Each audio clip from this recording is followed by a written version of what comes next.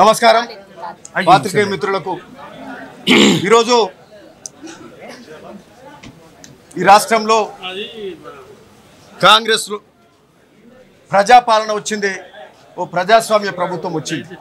వస్తూనే ఈ యొక్క దొరల గడి ఏదైతే ప్రగతి భవన్ ఉందో దాని కంచాలు బద్దలు కొట్టి మరి దాన్ని ప్రజాభవన్గా మార్చి ఈరోజు ప్రజలకు అందుబాటులోకి తెచ్చినాం. ప్రజావాణిని పెట్టినాం. 6 గ్యారంటీలను అమలు చేసుకుంటూ పోతా ఉన్నాం. అదే కాకుండా అంటే ప్రజాస్వామ్య విలువలను నమ్మి అదే కాకుండా అన్ని 6 గ్యారంటీలు ఇవన్నీ అమలు కూడా చేసుకుంటూ పోతూ ఈరోజు అసెంబ్లీ కూడా ఎక్కువ సమయం ఇద్దాం, ఎక్కువ రోజులు నడుపుదాం, అపోజిషన్ కూడా మాట్లాడడానికి హక్కు ఇద్దాం, ఎక్కువ రోజులు మాట్లాడాలి అనే ఆలోచనతోటి మా ముఖ్యమంత్రి గారు మా కాంగ్రెస్ పార్టీ ప్రభుత్వం నమ్ముతున్నది. అందులో భాగంగానే మీరు చూడండి, గత 5-10 ఏళ్ల నుంచి సంవత్సరంలో ఎన్ని రోజులు నడిపేది అసెంబ్లీ? ఎన్ని రోజులు నడిపేది? ఓ 10 రోజులు 12 రోజులు నడిపేది. ఇప్పుడు చెప్తా ఉన్నాము వచ్చి 6-7 నెలలు కాలే, ఇప్పటికే 15 రోజులు 3 సెషన్లు అసెంబ్లీ నడిచిందంటే ఏ విధంగా ప్రజాస్వామ్యం నిలబెట్టుకుంటున్నాం, ఏ విధంగా అసెంబ్లీలో కూడా అది పాటిస్తున్నాం, మాట్లాడటానికి అపోజిషన్ వాళ్ళకు హక్కు కల్పిస్తున్నాం, వాళ్ళకు మర్యాద ఇస్తున్నాం ఈ సందర్భంగా అని చెప్తా ఉన్నాం. నాడు ఏ విధంగా జరిగింది అసెంబ్లీ? నాడు ఇదే మా కోమటిరెడ్డి వెంకటరెడ్డి గారిని, సంపత్ గారిని, ఓ దళిత నాయకుడిని అడ్డగోలుగా వాళ్ళను బయట గెంటేసి సస్పెండ్ చేసిండ్రు. 11 నెలలు సస్పెండ్ చేసిండ్రు.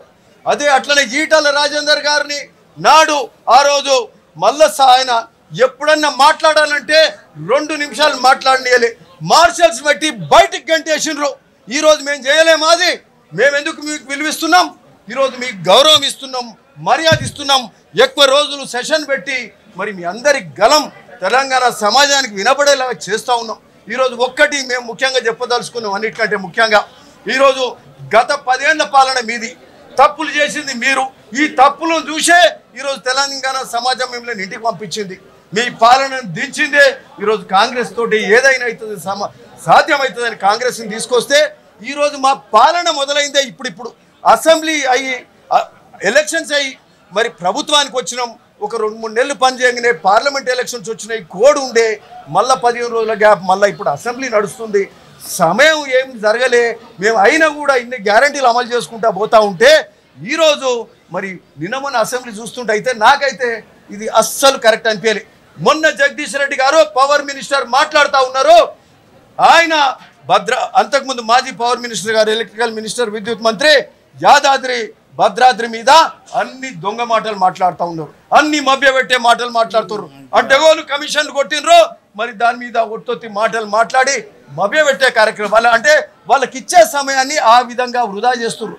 నిన్న గంగుల కమలాకర్ గారు ఈరోజు ఒడ్ల కొనుగోలు మీద అడ్డగోలు మాటలు మాట్లాడి తెలంగాణ సమాజాన్ని మభ్యపెట్టే కార్యక్రమం చేశారు. ఈరోజు మీ అందరికీ కూడా తెలుసు, ఒడ్లు కొని గత 5-10 ఏళ్లకెళ్ళి ఒడ్లు కొనుగోలు చేసి గోడౌన్లలో మిల్లులలో పెడితే మళ్ళీ ఆ సివిల్ సప్లైస్ వాళ్ళు కొని ఆ యొక్క స్టాక్స్ చూద్దామని పోతే ఆ స్టాక్స్ లేవు.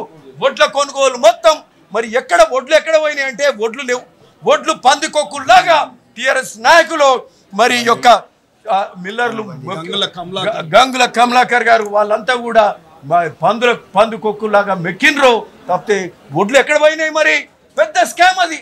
దాని మీద మేము ఎంక్వైరీ కోరాలి, వాళ్ళని కోరాలి, ఎంక్వైరీ పెట్టాలి. మేము సమయం ఇస్తున్నాము, పాలన చేసుకుంటూ పోదాం, అపోజిషన్ కూడా బతకనిద్దామని చూస్తే వీళ్ళ మాటలు పిచ్చి ప్రేలాపలో నిన్న గంగుల కమలాకర్ ఉల్టా దొంగన్నట్టు మమ్మల్ని ప్రశ్నిస్తున్నాడు. ఇదెక్కడి ప్రజాస్వామ్యం అని ఇదైతే మాకు అర్థం కాలేదు. ఇది మాకు సమయం కొంత ఇచ్చి పనులు కరెక్ట్గా పోనప్పుడు ఆ రోజు మమ్మల్ని ప్రశ్నించాలి. ఇది తప్పుడు కథం నడుస్తుంది. నిన్న కేటీఆర్ గారు అదే మాట్లాడతారు. మరి వీళ్ళందరి ఆలోచనలు కూడా పద్ధతి కరెక్ట్ కాదు, పద్ధతి మార్చుకోవాలి.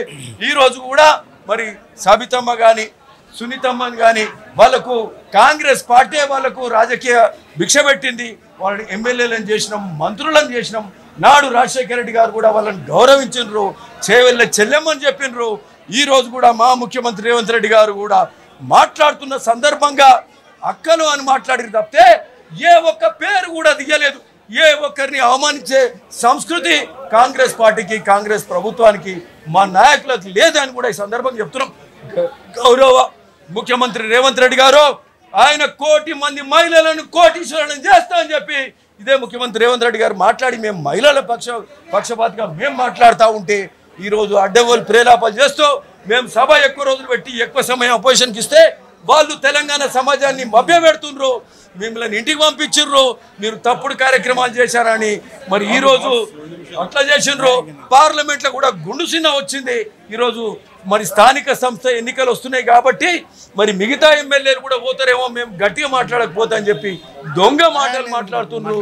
స్థానిక సంస్థల్లో కూడా ఏమైనా సాధిద్దామని అనుకుంటారు కానీ మీకు అన్ని ఒట్టి చేతిలో చూపెడతారు తెలంగాణ సమాజం అని సందర్భంగా చెప్తూ ఈ రోజు జరిగింది మాత్రం ఈ అసెంబ్లీలో జరిగేది టీఆర్ఎస్ పార్టీ ప్రజాస్వామిక విలువలు ప్రజాస్వామిక పద్ధతులు అవలంబిస్తున్నది. ఇది కరెక్ట్ కాదని కూడా ఈ సందర్భంగా చెప్తున్నాం. ప్రజలు మీకు బుద్ధి చెప్తారు. మేము ఎవరిని అగౌరవపరచలే. ఈరోజు అతి ఎక్కువ మంది మహిళలను మంత్రులుగా చేసింది మా ప్రభుత్వమే. ఈరోజు మా అంతకుముందు టీఆర్ఎస్లో ఒక్క మహిళా మంత్రి కూడా లేకుండే 10 ఏళ్ల పాలన. ఈరోజు కూడా మళ్ళా మహిళా మంత్రులను మేమే చేసుకున్నాం. సీతక్క గారు కానీ కొండ సురేఖ గారు కానీ. ఏదైనా తెలంగాణ సమాజం అబ్జర్వ్ చేయండి, చూడండి.